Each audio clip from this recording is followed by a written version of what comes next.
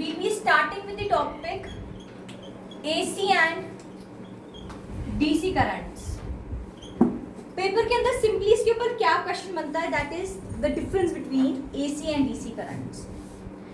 हमारे पास दो तरीके के करंट्स होते हैं, AC एंड DC. AC की फुल फॉर्म होती है ऑल्टरनेटिंग करंट्स, ऑल्टरनेटिंग करंट. ये I जो simple that is for the current. And DC की फुल फॉर्म होती है डायरेक्ट करंट. अब AC आप क्या करेंगे, अपने नोट्स के अंदर एक जगह AC लिखेंगे, एक जगह DC लिखेंगे, बीच में एक डिवाइडिंग लाइन बनाएंगे, इसके नीचे पहला लिखेंगे इसको ऑल्टरनेटिंग करंट एंड इसको लिख देंगे ना डायरेक्ट करंट. और पहली लाइन लिखो फिर AC के लिए.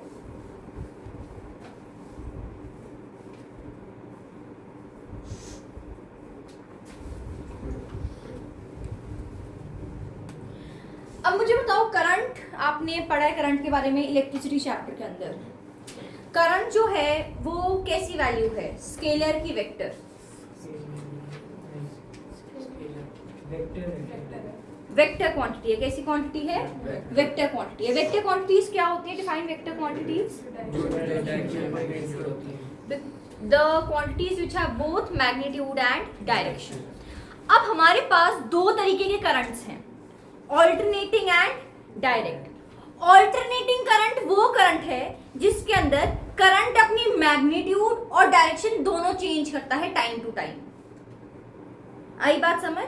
It is a current in which magnitude and direction is changed at time intervals, at specific time intervals. ठीक है, टाइम टू टाइम चेंज हो रहा है. और डायरेक्ट करंट वो है जिसका मैग्नीट्यूड जो है वो फिक्स्ड है, उसका मैग्नीट्यूड चेंज नहीं होने वाला है. It has fixed magnitude and direction. तो लिखो अल्टरनेटिंग करंट के लिए. Current that changes its magnitude. Magnitude का मतलब होता है न्यूमेरिकल वैल्यू. फॉर एग्जांपल मैंने बोला 50 एम्पियर, तो ये जो 50 है दैट इज द मैग्नीट्यूड. और इस करंट की कुछ डायरेक्शन होगी, वो किस डायरेक्शन में मूव कर रहा है ना, उसकी कुछ डायरेक्शन होगी ना, तो वो डायरेक्शन भी चेंज हो सकती है, उसकी मैग्नीट्यूड की वैल्यू भी चेंज हो सकती है. मतलब ये 50 हो सकता है, कभी 25 आ जाए, कभी 150 आ सकता है. ये आ गई बात समझ? सो लिखो it has the current that changes its magnitude and direction in regular time intervals, in regular time intervals is known as alternating current, is known as alternating current. Done. अब एक ग्राफ समझो, ठीक है. ऑल्टरनेटिंग करंट और direct current के बारे में बहुत कम लिखा हुआ है आपकी बुक में, बहुत कम आपके सिलेबस में है, बट उसी में से क्वेश्चन बनते हैं. तो आप एक एक चीज़ ध्यान से सुनना, ठीक है. यहाँ पे टाइम है कि टाइम के साथ कैसे चेंज हो रहा है, ठीक है. और यहाँ पे करंट की वैल्यू. डन. ये इसका ग्राफ. आपने साउंड के अंदर भी किया था,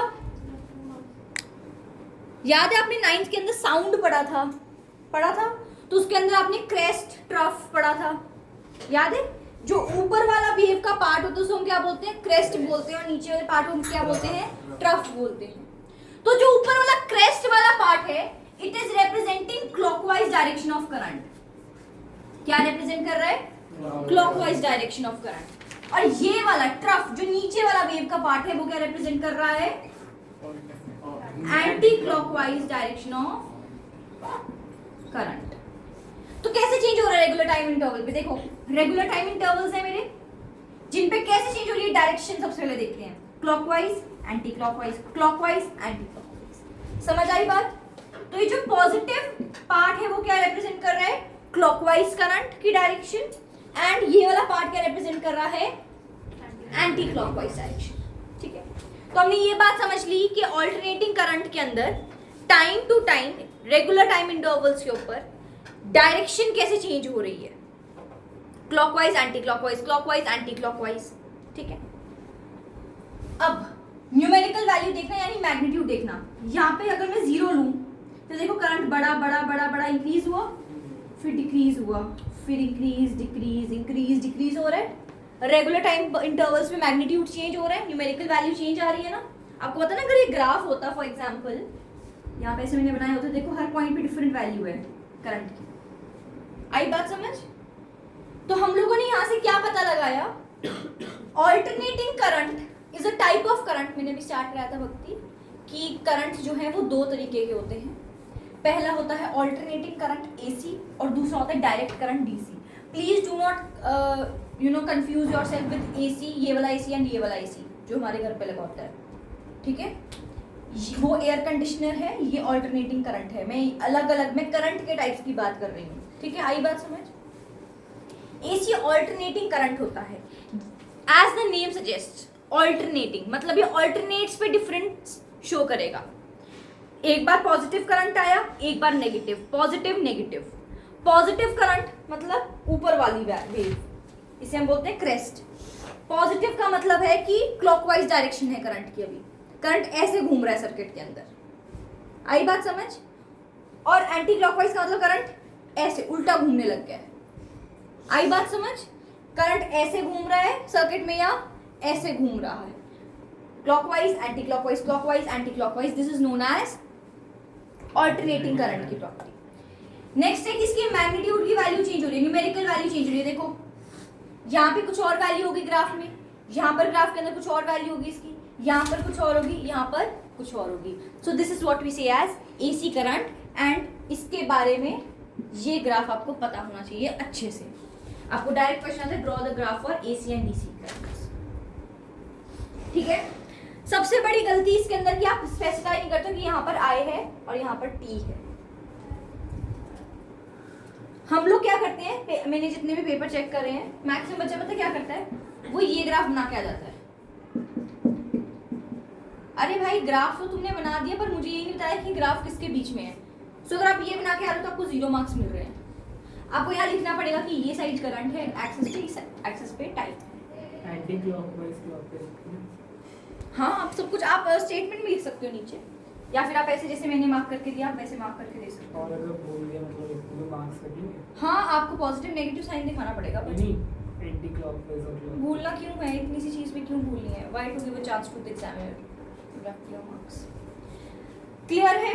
एसी करंट, एसी करंट वो है जो मेरे हाउस होल्ड्स में आ रहा है। अच्छा मुझे बताओ हमारे हाउस होल्ड्स में कौन सा ज्यादा करंट आता है, कौन सा कॉम्बिनेशन ज्यादा लगता है रेजिस्टर्स का, सीरीज के पैरेलल? कोई बताएगा पैरेलल क्यों? सारे अलग होते हैं। मतलब जैसे कि एक चीज के अलग अलग सर्किट होते हैं, मतलब एक लाइट खराब हुई है तो दूसरी वाली खराब नहीं होगी। इसमें ये होता है, सबसे बड़ा अच्छी चीज़ ये होती है कि हाँ अगर यहाँ पर कोई अप्लायंस खराब हो गया एक, तो बाकी अप्लायंस सब भी चलते रहेंगे, इसलिए पैरेलल में लगाना बेटर होता है। दूसरा कि दो वेरिएंट वैल्यूज़ के साथ हम लोग कर सकते हैं, मतलब एक एसी को और एक बल्ब को हम पैरेलल में लगा सकते हैं, कोई उनमें प्रॉब्लम नहीं आएगी क्योंकि करंट जो है वो डिवाइड होकर जाएगा दोनों के अंदर। मैम इसी वही होते हैं ना छोटे वाले जो प्लग्स होते हैं, जहाँ पे लाइक मोबाइल चार्जर में लगाते हैं, या फिर एसी के प्लग्स लगाते हैं, वो डीसी होते हैं। वो एसी होते हैं, वो भी एसी होते हैं। मैं बताती हूँ डीसी क्या होते हैं। तो एसी इज वो वाला करंट जो हमारे हाउस होल्ड्स में है, मतलब अभी जो इनमें करंट दौड़ रहा है मेरे घर के अंदर वो कौन सा है? एसी करंट है। हमें क्वेश्चन आता है कि why AC current is used in house holds and not DC current. ये क्वेश्चन करवाऊंगी मैं अभी आपको, इसका रीजन बताऊंगी towards the end of this topic. अभी डीसी करंट के बारे में पढ़े। देखो एसी करंट वो था जिसके अंदर मैग्नीट्यूड और डायरेक्शन रेगुलर टाइम इंटरवल्स पे चेंज होती थी। जब magnitude and direction regular time intervals पर चेंज ना हो तो हम लोग उसको क्या बोलते हैं? DC current. क्या बोलते हैं? मतलब ये करंट है, ये टाइम है, करंट की एक फिक्स्ड वैल्यू है और डायरेक्शन है। करंट की एक फिक्स्ड वैल्यू एंड डायरेक्शन है जो कि चेंज नहीं होने वाली है। मैम इसका एग्जांपल समझाओ। टीवी के रिमोट देखिए, कईयों में पतले सेल डलते हैं, कईयों में मोटे सेल डल रहे होते हैं। तो वो जो सेल्स होते हैं पतले मोटे, उनके अंदर करंट की वैल्यू स्पेसिफाई हो जाती है। आप देख लो जहां पर मोटे सेल्स चल रहे हैं वहां पर पतले सेल डल ही नहीं पाएंगे, एंड वाइस वर्सा भी सेम चीज है। तो वो क्या है, जो हमारे पास सेल्स हैं, जो हमारे पास बैटरी हैं, उनके अंदर करंट स्पेसिफाई कर दिया गया है कि इतना ही करंट सप्लाई होगा, ना इससे एक ज्यादा ना इससे एक कम, फिक्स्ड करंट है उसके अंदर। तो इसका एग्जांपल होता है हमारे पास cells and batteries. I hope I am clear. DC current क्या है, डायरेक्ट करंट, मतलब चीजें बिल्कुल डायरेक्ट कर दी मैंने फिक्स्ड वैल्यू दे दी करंट की, मैग्नीट्यूड की, और डायरेक्शन भी उसकी क्या कर दी है, फिक्स कर दी है। एग्जांपल सेल्स और बैटरीज का है, उनके अंदर स्पेसिफिक करंट है। अगर पतले सेल डालने मुझे रिमोट के अंदर, या मोटी सेल्स डालने मेरे को बीपी मशीन के अंदर, तो मैं उनके सेल्स को एक्सचेंज नहीं कर सकती हूँ, क्योंकि जो हमारे पास एक सेल है उसके अंदर स्पेसिफिक करंट की वैल्यू आ रही है, और वही वैल्यू जो है अगर सप्लाई होगी तभी वो मशीन चलेगी। डन। चलो लिखो डायरेक्ट करंट के लिए, करंट हैविंग, इसमें लिखो current having fixed direction, current having fixed direction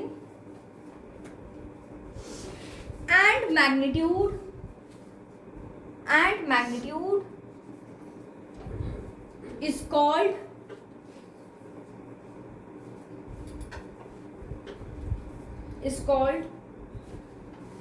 direct current, is called direct current।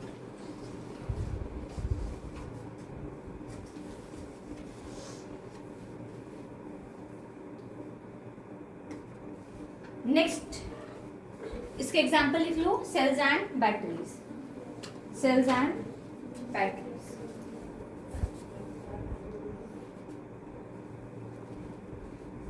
AC का एग्जाम्पल क्या होगा, household currents.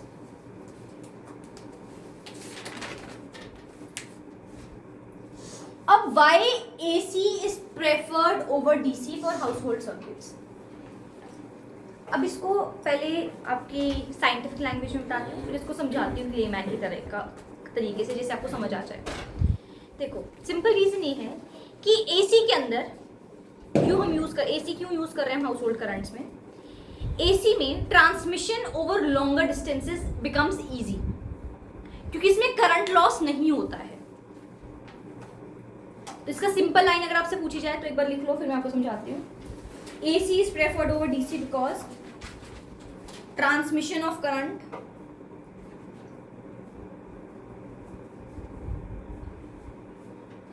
over larger distances is easier due to lesser loss of current, due to lesser loss of current। AC के अंदर क्या होता है, simple अगर समझाऊं, जहां जितना करंट चाहिए वहां उतना करंट जा रहा है। ऐसा नहीं कि जहां पर 50 एम्पियर का करंट जाना चाहिए वहां 25 का जा रहा है या 70 का जा रहा है। बट डीसी के अंदर क्या है, करंट की वैल्यू फिक्स कर दी गई। जहां पर 30 एम्पियर का करंट चाहिए था वहां भी 50 एम्पियर का करंट भेज रही हूँ अब मैं, तो क्या होगा, 20 एम्पियर वेस्ट हो गए ना मेरे, क्योंकि मुझे चाहिए कितना 30 एम्पियर, मुझे मिल कितना रहा है 50 एम्पियर। आई बात समझ। अगर मैं डायरेक्ट करंट सप्लाई करवाती किसी तरीके से, तो लार्जर डिस्टेंसेस पे एक तो उसकी वैल्यू ही ना चेंज कर पाती, मैं कहीं पर वैल्यू चेंज ना कर पाती तो मेरे पास वेस्टेज हो जाती करंट की वहीं पर, क्योंकि एट द एंड में बड़ी वाली वैल्यू, मैक्सिमम वैल्यू सप्लाई करती ना। मैं बल्ब को जितना करंट चाहिए उतनी वैल्यू तो सप्लाई ना करवाती, मैं उतनी करवाती जो मेरे को मैक्सिमम करंट की सप्लाई चाहिए होती है मेरे घर के अंदर। तो जो मेरे छोटे अप्लायंसेस हैं उनमें क्या होता, करंट वेस्ट हो जाता, क्योंकि वो यूज ही ना होता उतना करंट, तो वेस्टेज ऑफ करंट ज्यादा हो जाता है। तो लॉन्गर डिस्टेंसेस पे AC current is preferred, at longer distances for transmission of current AC is preferred over DC because there is less wastage of current in this। इसके अंदर मैं अपने हिसाब से न्यूमेरिकल वैल्यू चेंज कर सकती हूँ, डायरेक्शन चेंज कर सकती हूँ, जिसके कारण हम लोग क्या कह सकते हैं, AC current is preferred. I hope I am clear. एक बार फटाफट से रिव्यू करते हैं AC और DC करंट के बारे में। AC is alternating current. इसके अंदर रेगुलर टाइम इंटरवल्स पे क्या होता है, करंट की डायरेक्शन और करंट की न्यूमेरिकल वैल्यू चेंज होती रहती है। Its magnitude and direction is changed at regular intervals. हमने इसका एक ग्राफ बनाया, ये है crest that represents the clockwise direction of current, this is the trough which represents the anti clockwise direction of current. You may not mention crest and trough, it is okay, आपको जरूरत नहीं है crest and trough mention करने के लिए, but me being a teacher मेरे को आपको साइंटिफिक लैंग्वेज में बताना पड़ रहा था, मैं ऐसे नहीं बता सकती ऊपर वाला हिस्सा नीचे वाला हिस्सा, ठीक है। बट आप इसको सिंपली यहाँ पर क्लॉकवाइज एंड एंटी क्लॉकवाइज करके भी दिखा सकते हो। Clear? It is used in household circuits because इसमें करंट की वेस्टेज नहीं होती, क्योंकि मैं करंट की वैल्यू वेरी करवा सकती हूँ, इसकी डायरेक्शन वेरी करवा सकती हूँ अपने सर्किट के हिसाब से, अपनी रिक्वायरमेंट के हिसाब से। देन मैंने आपको बताया direct current. Direct current is a current, is a type of current in which there is no change in the magnitude and there is no change in the direction as well. मेरी direction भी fix हो गई। अब direction का मतलब समझाती हूँ तुम लोगों को। जैसे रिमोट है, उसमें एक साइड आपको ना पता होता कि जो आपका सेल होगा वो इसी तरीके से लगेगा। अब उस सेल को उल्टा लगाने की कोशिश करना, वो लगेगा नहीं उल्टा, उसके अंदर नहीं लगता ना, है ना। एक जगह पे स्प्रिंग होता है, एक जगह स्प्रिंग नहीं होता है, तो आपका सेल उल्टा लग ही नहीं सकता, क्योंकि अगर सेल उल्टा लग गया तो मेरे करंट की डायरेक्शन चेंज हो जाएगी। आई बात समझ आप लोगों को? आपको पता है ना, सेल और बैटरीज को उल्टा करने से करंट की डायरेक्शन चेंज हो जाती है, क्योंकि पॉजिटिव टर्मिनल से ही हम लोग का करंट निकल रहा है। तो हमारे वो रिमोट में या फिर कहीं पर जहाँ पर सेल्स या बैटरीज लगी हैं, वहां पर चीजें फिक्स हो चुकी हैं। फिक्स किस तरह से हो गई है, देखो मेरे को पता है, मैंने जो अपना सेल है वो इसी तरीके से फिक्स करना है। उससे क्या हो, मेरा पॉजिटिव नेगेटिव टर्मिनल फिक्स हो गया। पॉजिटिव नेगेटिव टर्मिनल फिक्स हो गया तो हमारे पास डायरेक्शन ऑफ करंट भी फिक्स हो गई। और दूसरी चीज मेरे पास न्यूमेरिकल वैल्यू भी फिक्स हो गई भाई, क्योंकि मोटे वाले सेल के अंदर पतले वाला सेल नहीं डल सकता है। अगर सॉकेट मोटे वाले सेल के लिए है तो पतले वाला सेल उसमें नहीं डलेगा। तो फिक्स्ड वैल्यू ऑफ करंट से ही मेरा अप्लायंस चल रहा है और फिक्स्ड वैल्यू ही मेरे सेल्स जो है वो सप्लाई करवा रही है। आगे बात समझ?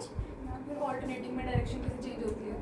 हम तो पॉजिटिव टू नेगेटिव हो जाएगा। आपके सर्किट के हिसाब से, आपने जैसी बैटरी लगाई होगी अपने सर्किट के अंदर, वैसे चल रहा होगा हमारा। आपके फिर लाइक रेगुलर टाइम इंटरवल में चेंज होता है, तो ट्रांसमिशन के टाइम पे चेंज होता है ना आप लोगों का। वो ट्रांसमिशन में सिंगल सर्किट पे काम नहीं कर रहा। अगर सिंगल सर्किट पे काम, मतलब there is a bigger circuit, जैसे कई बार ऐसा होता है कि यहाँ पर बिजली की तारें खराब हो जाए तो पूरे 20 सेक्टर की लाइट चलेगी, तो वो there is a bigger circuit, but bigger circuit is further divided to smaller circuits as well. तो छोटे सर्किट भी हैं। अब ऐसा तो नहीं तो कि आपके घर की लाइट गई है, अगर फिर आपके घर पे शॉर्ट सर्किटिंग हो गई है बाई चांस, तो अगली बिल्डिंग वालों के अंदर भी शॉर्ट सर्किटिंग हो गई है और उनका भी बिजली बंद हो गई, ऐसा तो नहीं होता। आपका बल्ब खराब होता तो उनका भी बल्ब नहीं खराब होता। तो there is a bigger circuit जो पूरे जैसे सेक्टर्स को देख रहा है, या जैसे कहते हैं ना कि कुछ से पूरी चंडीगढ़ की लाइट चलेगी, पूरे अंबाला की लाइट चलेगी, वो एक है कि वो बिगर सर्किट है, बिगर एरिया पे। वो सेफ्टी के पर्पज से भी कई बार बंद करते हैं मेन स्विच, बट एक हमारे पास स्मॉलर सर्किट्स है इस चीज को ऑपरेट करने के, ठीक है। तो ये थे ऑल्टरनेटिंग एंड डायरेक्ट करंट के बारे में, ठीक है। नेक्स्ट समझते हैं हाउस होल्ड सर्किट्स। हेडिंग लिखना हाउस होल्ड सर्किट्स। आपकी एनसीईआरटी में इसका बहुत अच्छा डायग्राम बनाया हुआ है, आप वो डायग्राम भी बना सकते हो। एक डायग्राम मैं बोर्ड पे बना रही हूँ, आप वो डायग्राम भी बना सकते हो। मेरा डायग्राम थोड़ा इजियर है, आपकी मर्जी है आप कौन सा बना सकते हैं। House hold circuits,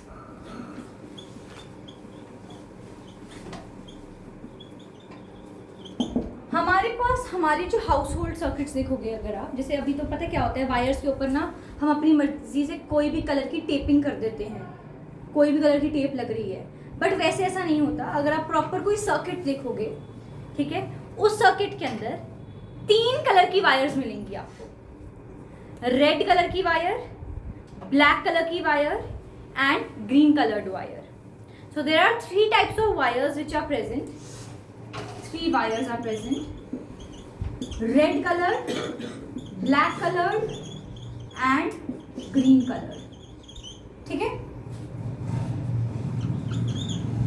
red colour की wire is known as the live wire. Red colored wire is known as the live wire.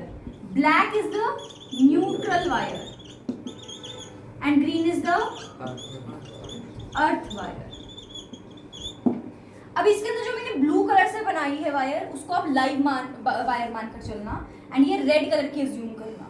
मैंने लिखा है live wire is of red colour, and ये मैंने क्या बनाई है, लाइव वायर।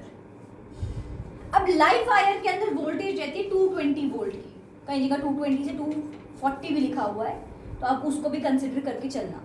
बट वैसे तो थोड़ा स्पेसिफाई करके चलो एनसीईआरटी के हिसाब से, तो कितनी होती है 220 वोल्ट की इसके अंदर पोटेंशियल रहता है। ठीक है, पोटेंशियल का मतलब पता है आपको? पोटेंशियल मतलब ताकत, किस चीज की ताकत? चार्ज को कैरी करने की ताकत। और जब तक चार्ज कैरी नहीं होगा करंट फ्लो नहीं कर पाएगा। पता है आप लोग को ये बात? ठीक है।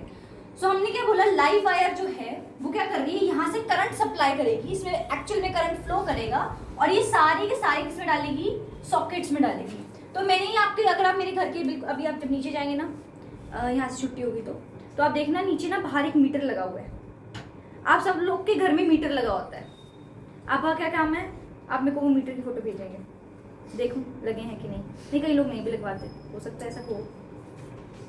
देखना सबके घर पे मीटर लगा हुआ है कि नहीं, ठीक है? लगवाते हैं, वही लगवाते हैं, सबके लगा होगा। देखना कहाँ पर है, तुमने कभी जिंदगी में देखा हो मीटर दिखता कैसा है।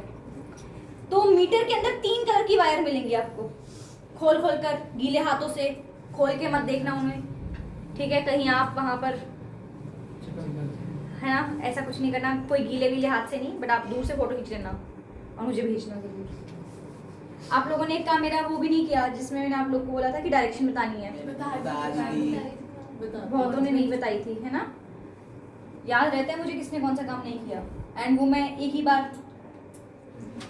आपका भी तो नॉर्थ ईस्ट है। मेरा नॉर्थ ईस्ट है।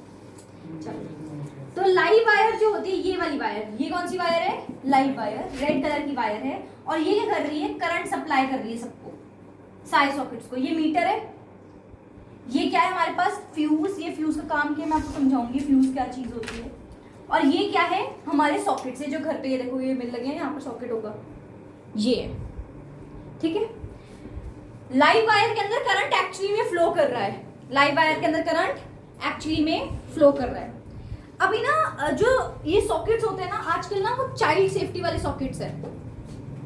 उनमें पता क्या होता है, आपको ना चार्जेस थोड़ा टिल्ट करके, अगर फॉर एग्जांपल में चार्जर की बात की, कोई चार्ज लगाना तो आपको टिल्ट करके उसको लगाना पड़ता है, वो सीधा नहीं लगता है।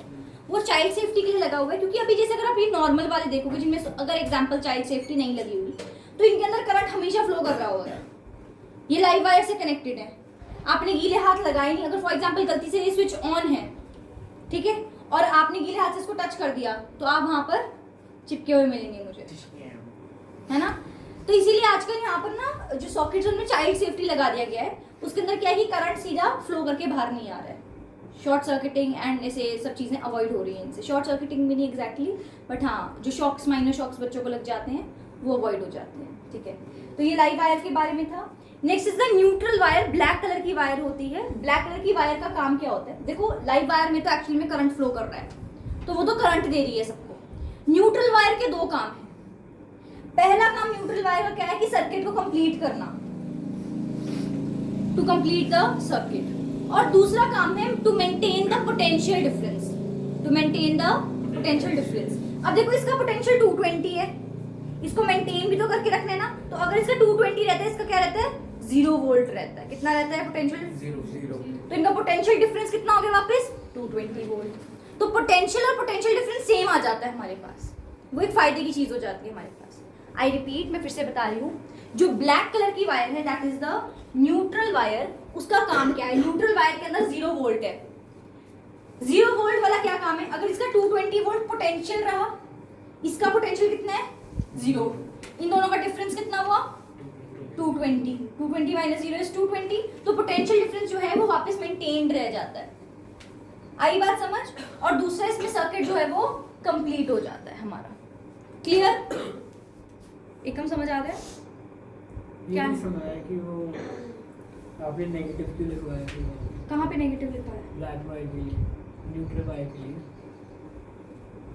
क्या नेगेटिव? नेगेटिव इसमें एक में पॉजिटिव चार्ज फ्लो करे, एक में नेगेटिव चार्जेस फ्लो करे ना, डिफरेंस मेंटेन रहेगा ना। पोटेंशियल डिफरेंस कैसे होगा? तो अगर फॉर एग्जांपल मैं माइनस में ले लेती वैल्यू, इसके एक इसका रीज़न ये भी है कि इसमें नेगेटिव चार्ज फ्लो करने का कि हमारे पास बैटरी के 2 टर्मिनल्स हैं ना, तो ये इस साइड वाला टर्मिनल है, तो हम ऑपोजिट साइड से भी देख रहे हैं इसको, क्लॉकवाइज एंटी क्लॉकवाइज दोनों डायरेक्शन से हमारे पास सेम आ रहा तो है। रियल सर्किट में भी ये होता है कि जैसे अप्लायंस से पहले वोल्टेज होती है और बाद में नहीं होती। हम इसको वैसे तो करना चाहिए because zero is neither positive nor negative, but अगर थोड़ा सा भी हल्का सा भी इसमें न्यूट्रल वायर में चार्ज आ गया शॉर्ट सर्किटिंग के टाइम पे, वो मैं आपको सिखाऊंगी अभी शॉर्ट सर्किटिंग के बारे में पढ़ाऊंगी, तो वो नेगेटिव चार्ज गिव करता है उस टाइम पे। मैं अभी बताऊंगी शॉर्ट सर्किटिंग क्या होता है, ये दोनों वायर्स कभी कभी मिल जाती है तो शॉर्ट सर्किटिंग हो जाती है, तो उसमें क्या होता है ये पोटेंशियल डिफरेंस ड्रॉप हो जाता है उस टाइम पे, तो ड्रॉपेज के टाइम पे हल्का सा नेगेटिव हो जाता है इसके अंदर पोटेंशियल डिफरेंस। ठीक है, आप उस पॉइंट को छोड़ सकते हो अगर चाहो, बट मैं आपको एक्सप्लेन करूंगी अभी बात, अभी थोड़ी देर के लिए छोड़ दो। ठीक है, तो लाइव वायर का समझ आया, न्यूट्रल वायर समझ आया, न्यूट्रल वायर ब्लैक कलर की है, सर्किट को कंप्लीट कर रही है, पोटेंशियल डिफरेंस मेंटेन करके रखती है। थर्ड है आपके पास अर्थ वायर, कौन सी wire? Earth wire. Earth wire green colour की है, उसमें क्या करना है, फॉर एग्जाम्पल अगर ऐसा हो गया कि लाइव वायर के थ्रू थोड़ा एक्स्ट्रा चार्ज आ गया, तो वो एक्स्ट्रा चार्ज और कोई बच्चा है उसने ऐसे टच कर दिया उसको, या फिर आप कई बार ऐसा होता है ना कि आपको कुछ लगा रहे हो अप्लायंस, एकदम से हल्का सा करंट आपको लगता है ना हल्का सा करंट, तो वो क्या होता है कई बार हल्का सा एक्स्ट्रा चार्जेस उसके अंदर आ जाते हैं जो आपको फील हो जाते हैं।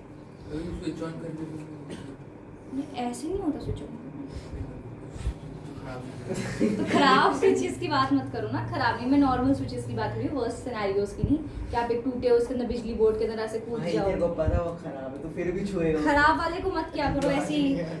चलो, तो अर्थ वायर क्या करती है बेसिकली, अगर हल्का सा भी एक्स्ट्रा चार्ज आ गया है तो वो क्या करेगी, उसको अर्थ के अंदर ट्रांसफर कर देगी, अर्थ उसको न्यूट्रलाइज कर देती है।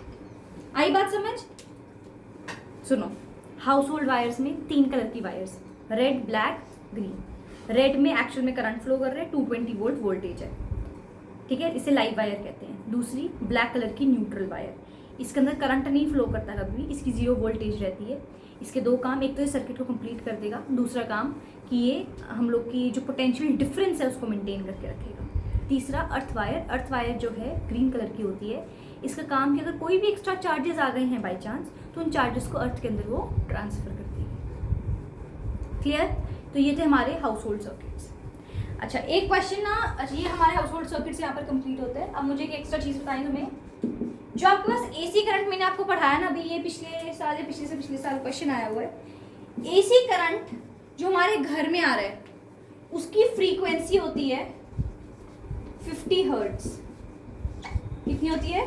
ये एमसीक्यूज के अंदर आया था वो शायद, जहाँ तक मुझे याद है, या फिर लॉन्ग क्वेश्चंस में भी आया, मतलब एक पार्ट था उसका, कितनी फ्रीक्वेंसी हमारे घर पे आ रही है, 50 हर्ट्ज की फ्रीक्वेंसी आती है। ठीक है, फ्रीक्वेंसी साउंड चैप्टर पढ़ाया था। फ्रीक्वेंसी का मतलब होता है कि नंबर ऑफ साइकिल्स एक पॉइंट से कितनी पास कर रही है। इसमें का काम है, नहीं, देखो फ्रीक्वेंसी चेंज हो जाएगी तो सब कुछ चेंज हो जाएगा, वेव की नेचर चेंज हो जाएगी, करंट की वैल्यू चेंज हो जाएगी। ठीक है, क्लियर है यहाँ तक? ठीक है, अब एक छोटी सी चीज़ जो मैं आपको लिखवाऊंगी, नहीं बस सीधा समझा रही हूँ, अगर आप उसको नोट्स में अपने हिसाब से लिखना चाहें तो आप लिख सकते हैं, बट ये पेपर में आती बहुत है, इसलिए इसको समझ लो, समझना पहले इंपॉर्टेंट है। इसके लिखे लिखाए नोट्स में आपको भेज दूंगी अगर आप कहेंगे। 2 कॉन्सेप्ट है, पहला है ओवरलोडिंग, दूसरा है शॉर्ट सर्किटिंग। सबसे पहले समझते हैं शॉर्ट सर्किटिंग क्या हुआ। बहुत आसान है शॉर्ट सर्किटिंग, बस एक बार अच्छे से सुन लो शॉर्ट सर्किटिंग क्या है। Let us understand what is short circuiting. हमारे पास 3 कलर की वायर थी, red black green. Red wire live wire होती है, उसमें 220 वोल्ट का पोटेंशियल रहता है। ब्लैक कलर की वायर न्यूट्रल वायर होती है और इसमें 0 वोल्ट रहता है।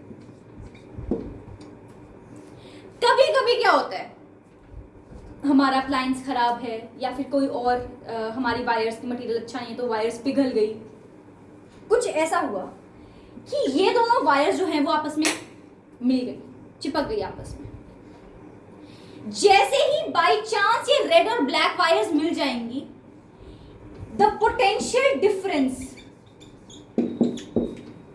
drops down to 0.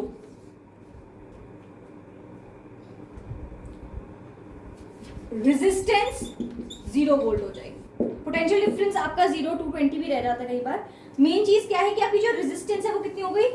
0। I repeat, what is short circuiting? Short circuiting के अंदर रेड वायर और न्यूट्रल वायर कभी कभी आपस में मिल जाती हैं, मिसहैंडलिंग के कारण हो सकता है, अप्लायंस खराब हो गया, वायर्स पिघल गई, वायर की क्वालिटी अच्छी नहीं थी, ये दोनों आपस में मिल गए। जैसे ही मिले रेजिस्टेंस जो था वो 0 में ड्रॉप डाउन हो गया। अब रेजिस्टेंस 0 होने से क्या हुआ? रेजिस्टेंस का मतलब क्या होता है? रुकावट। रेजिस्टेंस का मतलब क्या होता है?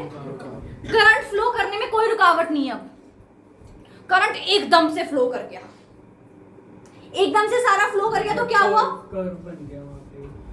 क्या बन गया? जैसे ये दो वायर्स इनको जोड़ देंगे तो कर्व बन जाएगा ना। स्क्वायर बन सकता तो कुछ तो बनेगा। तो मतलब हाई स्पीड से मुड़ रही है मतलब। नहीं, ऐसा कुछ नहीं। फिर से आते हैं। कभी कभी लाइव वायर और न्यूट्रल वायर आपस में चिपक गई। सोचो ऐसा था एक वायर और ये ऐसे हल्की सी चिपक गई, ऐसे पिघल गई, आपस में चिपक गई, ठीक है। इसमें क्या हुआ? Resistance drops down to 0। Resistance एकदम कितनी हो गई? 0। मतलब कोई रुकावट नहीं है करंट के फ्लो में। करंट एकदम से क्या कर गया? फ्लो कर गया। जब करंट एकदम से फ्लो करा तो हमने सीखा था हीटिंग इफेक्ट ऑफ